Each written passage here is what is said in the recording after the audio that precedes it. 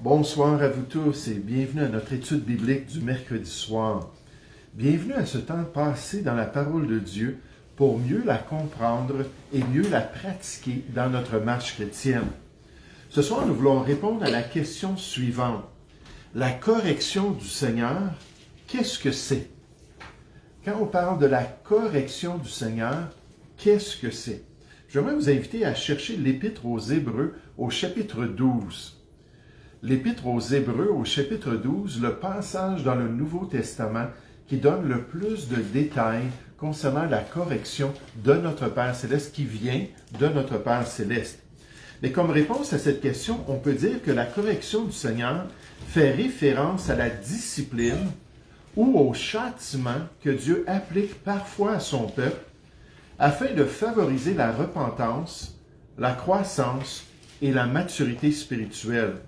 Tout au long de la Bible, il existe de nombreux cas où Dieu discipline des individus à cause de leur désobéissance et de leur égarement, et nécessairement avec des objectifs très positifs, comme nous allons voir ce soir. Mais ce soir, j'aimerais qu'on puisse regarder les détails bibliques de cette correction pour s'assurer de bien comprendre les enjeux et les applications dans la vie de celui qui est corrigé par le Seigneur. Celui qui est sous cette correction-là qui vient de son Père Céleste. Hébreux chapitre 12 à partir du verset 4. Hébreux chapitre 12 au verset 4.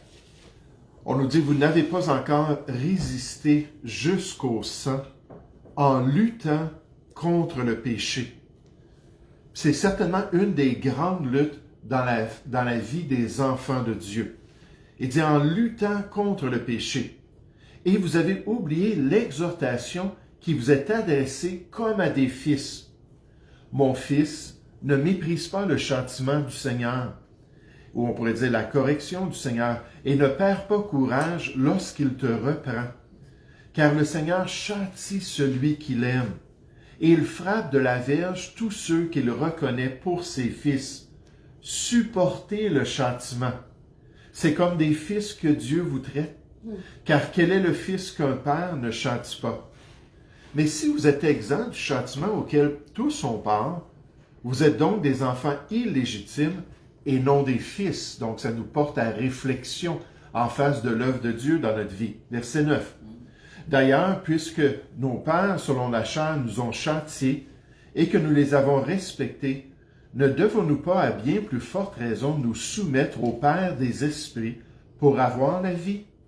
Nos pères nous châtiaient pour peu de jours comme ils le trouvaient bon, mais Dieu nous châtie pour notre bien, afin que nous participions à sa sainteté. Il est vrai que tout châtiment semble d'abord un sujet de tristesse et non de joie, mais il produit plus tard, pour ceux qui ont été ainsi exercés ou disciplinés, un fruit paisible de justice. Fortifiez donc vos mains languissantes, et vos genoux affaiblis, et suivez avec vos pieds des voies droites, afin que ce qui est boiteux ne dévie pas, mais plutôt se raffermisse. J'aimerais ce soir qu'on puisse considérer quelques éléments clés de la correction du Seigneur. La correction du Seigneur est pour ses enfants. C'est la première chose que j'aimerais qu'on puisse voir. La correction du Seigneur est pour ses enfants. Pour ceux et celles qui sont sauvés, pour les vrais chrétiens, pour ceux qui font partie de la maisonnée de Dieu.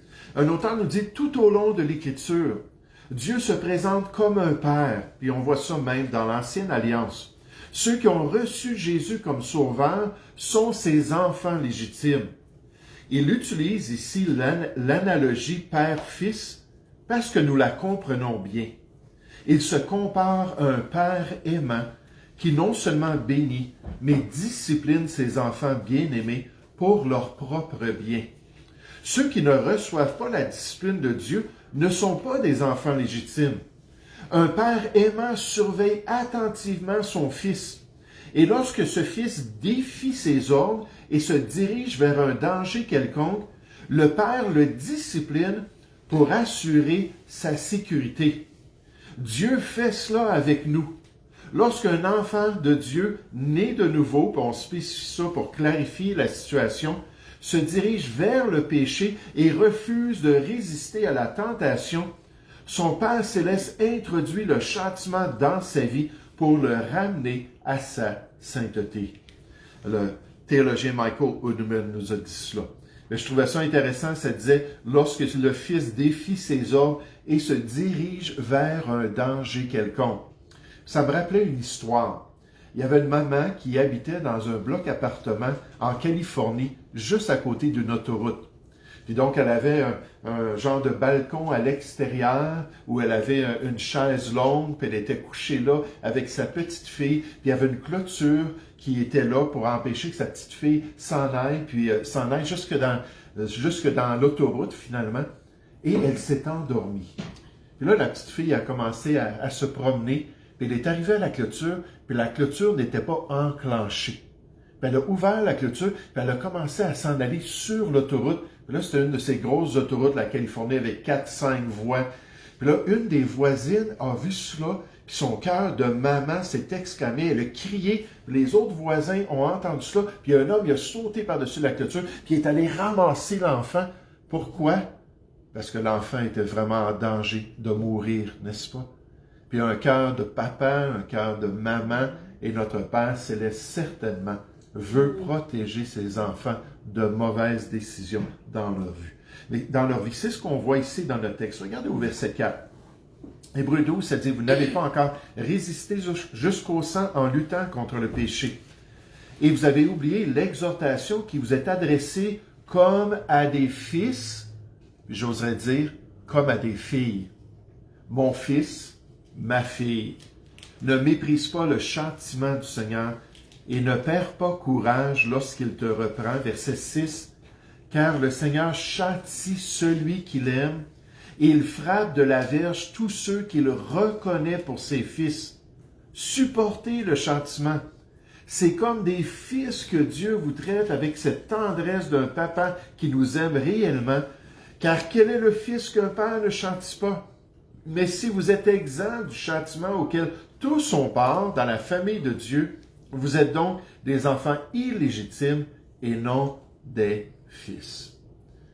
Et vous savez, c'est pour ça que l'apôtre Jean, dans un des passages les moins compris dans sa première épître, dans 1 Jean chapitre 3, nous dit « Quiconque est né de Dieu, quiconque est un enfant de Dieu, ne pratique pas le péché, parce que la semence de Dieu demeure en lui et il ne peut pécher encore le temps continuel, le style de vie, il ne peut vivre dans le péché parce qu'il est né de Dieu, parce qu'il fait partie de la famille du Seigneur, sujet à la correction de son bon Père céleste. Il dit au verset 10, 1 Jean 3, verset 9 et 10, « C'est par là que se font reconnaître les enfants de Dieu et les enfants du diable. Quiconque ne pratique pas la justice n'est pas de Dieu, non plus celui qui n'aime pas son frère. » La correction de notre bon Père céleste, qui nous traite comme ses enfants légitimes. Et en passant, qui rappelle la responsabilité des bons papas chrétiens envers leurs propres enfants, de veiller sur leurs enfants, d'aider leurs enfants à faire ce qui est bien. Épargner le bâton, gâter l'enfant, ne se trouve nulle part dans les Écritures. Mais Proverbe 13, 24 exprime la vérité que celui qui ménage sa verge est son fils. Donc celui qui n'agit pas fermement envers son enfant lorsque c'est nécessaire, il est son fils. Mais celui qui l'aime prend soin de le discipliner. Selon cette sagesse, refuser la discipline équivaut à haïr son enfant. Et la correction est un moyen de l'aimer. En d'autres mots, permettre à un enfant de toujours faire ce qu'il veut n'est pas bénéfique pour l'avenir de cet enfant. La meilleure action, la plus aimante, est de guider un enfant loin des voies du péché vers un chemin plus avantageux dans sa relation avec Dieu. Et donc, quand Dieu dit, écoute, moi je suis un bon père, je vous traite comme un bon père, il rappelle qu'un bon père doit agir comme cela. En fait, Hébreux 12, 7, on nous dit, et quel est le fils qu'un père ne châtie pas, ne corrige pas? ne ramène pas le mieux possible dans la bonne voie. Dans Éphésiens 6 au verset 4, on nous dit, « Et vous, pères, n'irritez pas vos enfants, mais élevez-les en les corrigeant, donc en les reprenant lorsque c'est nécessaire, et en les instruisant selon le Seigneur, en leur montrant la voie de la justice, en les guidant dans le bon chemin pour accomplir la volonté de Dieu. » La correction du Seigneur est pour ses enfants. Dieu nous aime et il prend soin de nous, même dans cette correction qu'il envoie dans notre vie. Une autre vérité de notre passage biblique est que la correction du Seigneur est pour le bien de son enfant. La correction du Seigneur est pour le bien de son enfant. Je pense à Éphésiens 6 au verset 4, « Et vous, pères, n'irritez pas vos enfants. » Colossiens 3, verset 21, je pense, ça dit ça aussi, qu'on peut exaspérer nos enfants. Puis quand on ne le fait pas pour le bien de l'enfant, on n'aura pas la bonne attitude. Ça ne sera pas par amour, ça ne sera pas avec tendresse, ça ne sera pas avec le bon esprit pour aider l'enfant à faire ce qui est bien. Mais le Seigneur le fait pour qu'on revienne à lui. Il le fait pour nous rétablir dans sa volonté et son plan pour notre vie. Il le fait pour notre sanctification personnelle. Le pasteur John Newton a dit, « La foi soutient le chrétien dans toutes les épreuves qu'il vit ici-bas, en lui assurant que chaque dispensation douloureuse est sous la direction de son Père céleste, que les châtiments sont un signe de son amour, que la saison, la mesure et la continuité de ses souffrances sont fixées par la sagesse infinie de Dieu et conçues pour œuvrer à son bien éternel, pas son bien temporel ou éphémère, à son bien éternel, et que la grâce et la force lui seront accordées selon ses besoins. Parce que Dieu le fait par amour pour nous. Un autre auteur nous dit, lorsque nous péchons, nous pouvons nous attendre à ce que notre bon Père céleste, dans son amour, ne nous laisse pas nous en sortir sans certaines conséquences. Parce qu'il nous aime, il désire que nous vivions une vie sainte. C'est un grand objectif du Seigneur dans son châtiment. Par contre, si quelqu'un prétend connaître Christ, mais mène un style de vie de péché impénitent et prétend même se sentir bien dans son péché, sans aucun scrupule, alors si cette personne n'est pas un enfant, alors cette personne, n'est pas un enfant légitime de Dieu, parce que Dieu châtie quiconque il accepte comme son fils. Regardez ici au verset 4, Hébreux chapitre 12. Il dit, « Vous n'avez pas encore résisté jusqu'au sang en luttant contre le péché. » Ça, c'est un objectif du Seigneur qu'il faut comprendre. Il veut développer une résistance spirituelle parmi son Église contre le péché qui nous enveloppe si facilement. C'est juste quelques versets avant. Le verset 1 d'Hébreux 12 nous dit que c'est si facile pour le péché de venir nous affecter dans notre course chrétienne. Puis Dieu veut de la résistance. Verset 5. « Et vous avez oublié l'exhortation qui vous est adressée comme à des fils, parce que le Seigneur nous offre son aide pour résister. Mon fils, ne méprise pas le châtiment du Seigneur et ne perds pas courage lorsqu'il te reprend. Car le Seigneur châtie celui qu'il aime et il frappe de la verge tous ceux qu'il reconnaît pour ses fils. » Sautons au verset 10. « Nos pères nous châtiaient pour peu de jours, comme ils le trouvaient bon. » On revient là-dessus. Mais Dieu nous châtie pour notre quoi? Bien. Pour notre bien, afin que nous participions à sa sainteté. Il est vrai que tout châtiment semble d'abord un sujet de tristesse et non de joie, mais il produit plus tard, pour ceux qui ont été ainsi exercés ou disciplinés, un fruit paisible de justice. Là, on donne l'exhortation à la lumière de ça. Fortifiez donc vos mains languissantes et vos genoux affaiblis. On parle de notre course chrétienne, là, dans le Seigneur. Et suivez avec vos pieds des voies droites grâce à l'œuvre de Dieu à travers sa correction, afin que ce qui est boiteux ne dévie pas. Imaginez quelqu'un qui fait un marathon, qui fait une course comme ça, étant boiteux. Et sinon, c'est le temps de guérir, c'est le temps de se rétablir, mais plutôt se raffermissent dans les voies du Seigneur. Le pasteur John Corson. Aucun enfant, écoutez-moi bien, aucun enfant dit « Oh, bravo, je vais être discipliné par papa. » Non parce que c'est pénible et douloureux. Néanmoins, le fruit, le résultat spirituel de la discipline est vraiment doux pour l'enfant de Dieu. Parce que Dieu désire notre bien. Parce qu'il veut que nous soyons saints dans toute notre conduite, comme il est saint. Il veut que nous marchions avec lui dans la lumière pour développer de plus en plus l'image de Jésus dans notre vie et le glorifier de plus en plus pour qu'un jour on arrive dans la gloire puis on l'entende nous dire « C'est bien, bon et fidèle serviteur. Entre dans la joie de ton maître. » Mercredi prochain, Dieu voulant, on va regarder les caractéristiques du royaume de Christ. Les caractéristiques du royaume de Christ, c'est pour certains chrétiens, la Bible dit pas tous, pour certains chrétiens, quand ils vont rentrer dans le royaume de Dieu, ça va être une grande joie. Ça va être l'allégresse, ça va être la félicité, ça va être une expérience merveilleuse, avec assurance. Pourquoi? Parce qu'ici-bas, ils auront fait ce qui était bien. Et qu'est-ce que Dieu a fait pour les aider? Par moments, il les a corrigés pour leur permettre d'accomplir la volonté de Dieu. Mais avez-vous remarqué, alors qu'on lit ce passage-là, que la correction du Seigneur peut être diverse? La correction du Seigneur peut être diverse. Dieu peut utiliser diverses manières pour avoir notre attention, pour nous amener à la repentance, pour nous permettre de pratiquer ce qui l'honore et le glorifie dans notre marche chrétienne.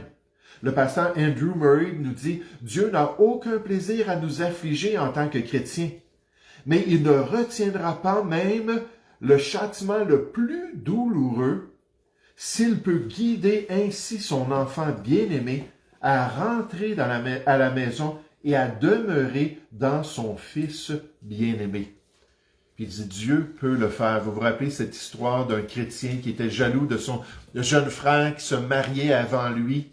Puis il a refusé d'aller au mariage, d'être le garçon d'honneur, puis de les honorer pendant cette belle cérémonie-là de leur amour. Puis il est allé travailler, il a fait du surtemps. Puis finalement, sa main a passé dans une lame, puis il s'est coupé, je pense, 3 doigts de sa main. Puis moi, je remercie le Seigneur que quand Dieu nous corrige, c'est pas toujours dramatique comme ça. C'est pas toujours drastique et très douloureux comme ça. Mais Dieu va utiliser exactement ce qui est nécessaire, puis ce qui va agir dans notre vie pour nous permettre de revenir à lui. Le théologien Michael Woodman nous dit, le châtiment peut prendre la forme de sentiments de culpabilité dans notre âme, de circonstances désagréables que Dieu nous envoie, de perte de paix. Dans le psaume 51, David a dit « Rends-moi la joie de mon salut ». Il n'y avait plus de paix, il n'y avait plus de joie dans son cœur, dans son péché.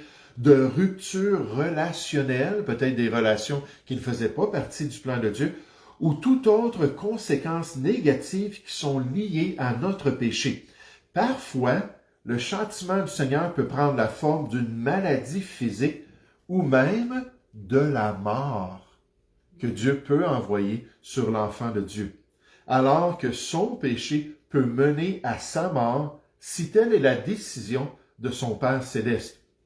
Le pasteur John MacArthur dit « Il faut comprendre que l'offense d'un croyant peut être si grave que Dieu va mettre à mort ce croyant délinquant, et même si c'est une forme extrême, ça sera une forme efficace pour purifier l'Église de Jésus-Christ. » On a des exemples dans le Nouveau Testament de personnes qui sont mortes subitement, des croyants dans l'Église de Jésus-Christ.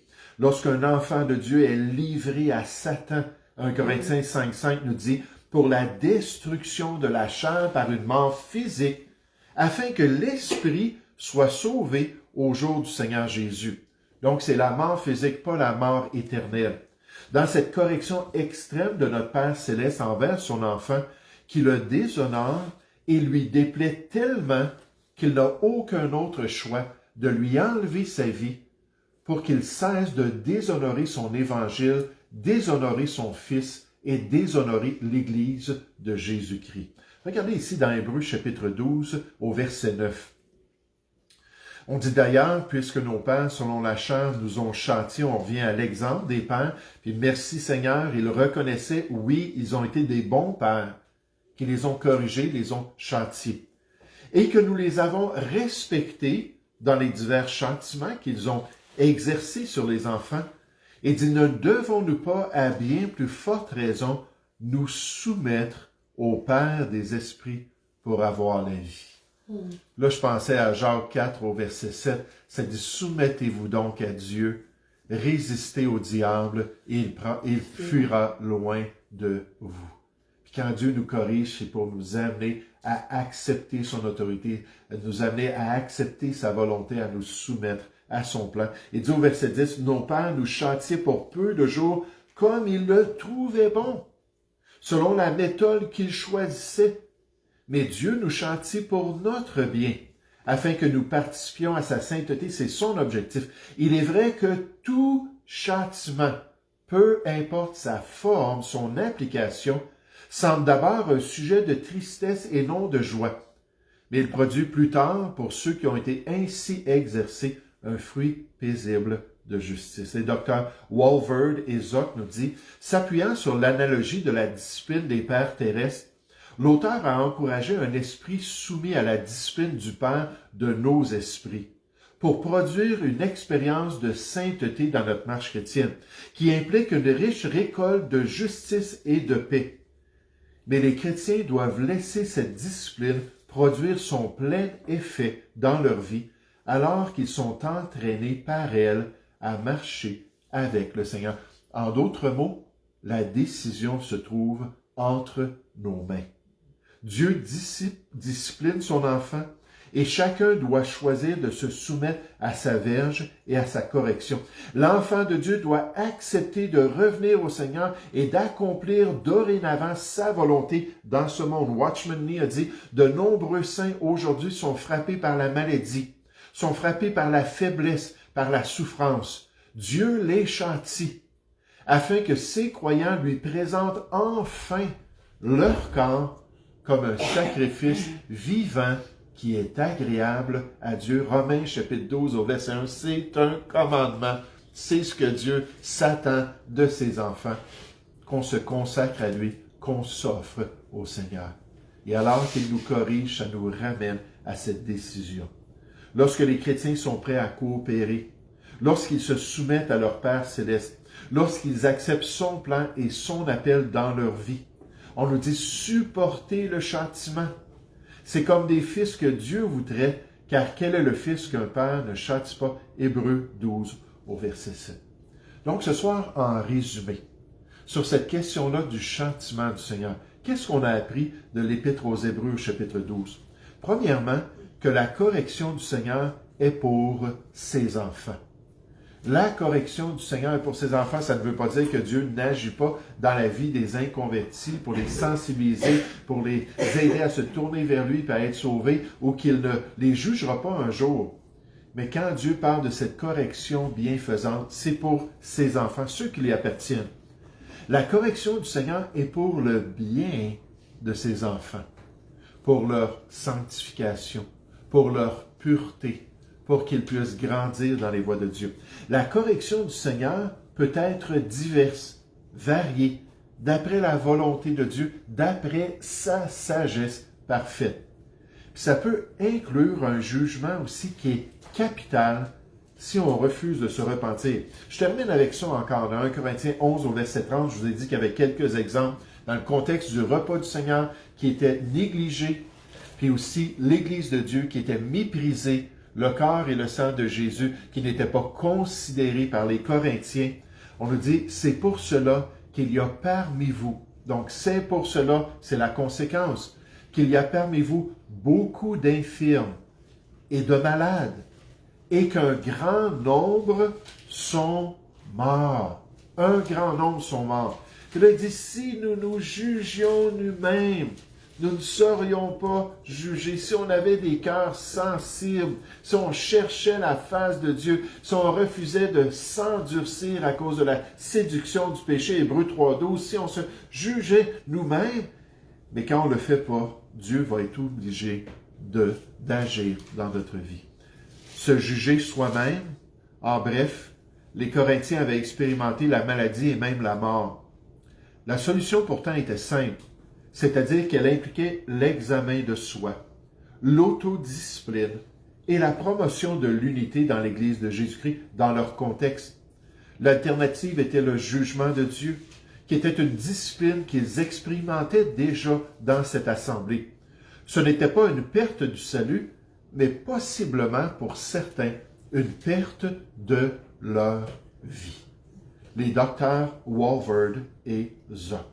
Un autre auteur, le pasteur Warren Wiersbe, en terminant, nous dit « Les Corinthiens ont négligé de s'examiner eux-mêmes, mais ils étaient experts dans l'art d'examiner tout le monde autour d'eux. Lorsque l'Église se rassemble, nous devons faire attention à ne pas devenir des détectives religieux qui surveillent les autres, mais qui ne reconnaissent pas leur propre péché, qui vont voir la paille dans les yeux des autres et qui ne verront pas la poutre dans leur œil. Si nous mangeons et buvons d'une manière indigne, nous mangeons et buvons un jugement ou un châtiment envers nous-mêmes, et ce n'est pas à prendre à la légère comme on le voit pour les chrétiens de Corinthe qui avaient expérimenté ce châtiment. La décision est donc entre nos mains. Est-ce qu'on va coopérer avec la correction du Seigneur? Est-ce qu'on va changer puis devenir meilleur en tant que ses fidèles enfants? Ou est-ce qu'on va continuer à être châtié par notre bon Père Céleste qui désire toujours notre bien et notre sanctification pour nous présenter un jour comme cette Église-là sans tache et sans rien de mauvais à Jésus-Christ dans la gloire? Et si on peut seulement se laisser travailler par ce que Dieu envoie dans notre vie. Nous allons prier ensemble. Oui, Père Céleste, on veut te louer, on veut te remercier ce soir pour ce privilège de te connaître comme notre bon Père Céleste. Merci pour le châtiment, merci pour la correction, merci pour la verge spirituelle que tu utilises. Et merci, Seigneur, que ton objectif est basé sur ta sagesse, est basé sur ta sainteté et est basé sur ton amour. Tu veux notre bien alors qu'on accomplit ta volonté ici-bas.